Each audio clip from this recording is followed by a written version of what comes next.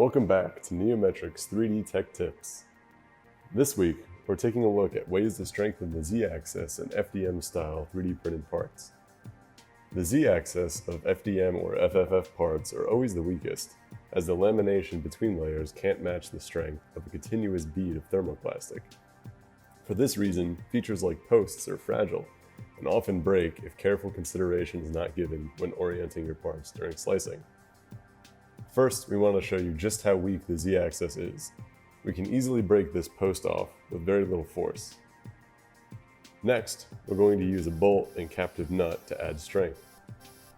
As you can see, it is much more difficult to break this off by hand. Lastly, we are going to use an off-the-shelf dowel pin insert. You can press or hammer these in, but be careful to keep it upright and not accidentally snap your post prior to strengthening it. As with the bolt from before, you can see it's much harder to break this by hand. And there you have it, 2 easy ways to save your posts and any tall features in the Z-axis.